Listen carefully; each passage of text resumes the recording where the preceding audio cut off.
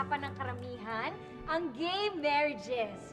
Ayan, hahanap po tayo ng solusyon dito at let me introduce to you ang tao pong nagli-legalize ng batas na ito. Walang iba kundi si Dennis Asibal! Good evening po. Hi, good evening sa'yo. Pabor ka sa gay marriages, right? Correct ka dyan. Oo naman. I believe in it. Well, kung gano'n, ano mga pala yung mga advantages and disadvantages na ito? Alam mo actually, sa mga disadvantages, wala. Kasi hindi tutulad ng normal na marriage, no? Sa advantages, naku, napakadami. Tulad ng ano? Well, unang-una sa make-up. Ah, Dahil make-up, pwede ko mag-share ng make-up. like, parehas ba kayo ng brand? Actually, hindi. Kasi yung partner ko, mahilig siya sa import. Ako, binibili ko lang sa mga Changi-Chan, kaya ganun. Ay, gano'n. Teka lang, ano pa bang mga advantages na iba?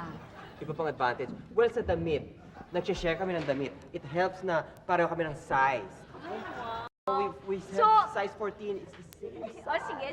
Yung make-up and damit. What else? Well, alam mo, sa interest na kuday. Pareho kami mahilig manood ng chino novela. Nako, tsaka sa tipo ng lalaki, pareho kami ng, parang type. Ganon? Hindi ba kayo nagkakaroon ng mga insecurities dahil parehas nga kayo natitipuhan ng mga lalaki?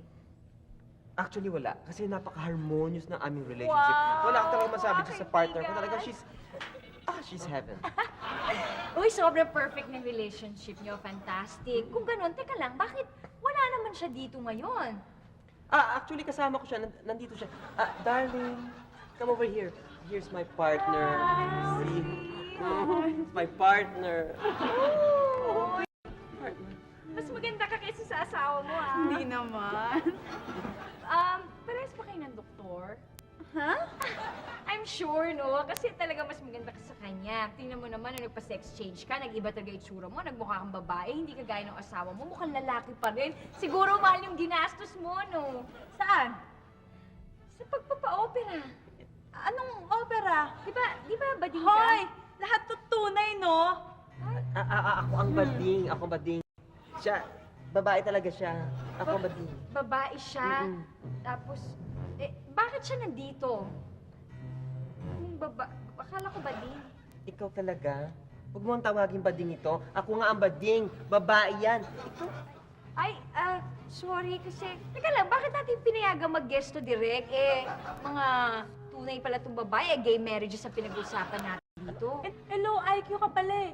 Iba yung gay marriage sa same-sex marriage. Walang yakan na pagkamalan mo pa akong bading. Ang pigilan mo kasi sa pakikita. Hayop ka eh! Ha? Ano na pagkamalan mo pa akong bading? Ha? Tanga mo! Ikaw! Okay ba yun?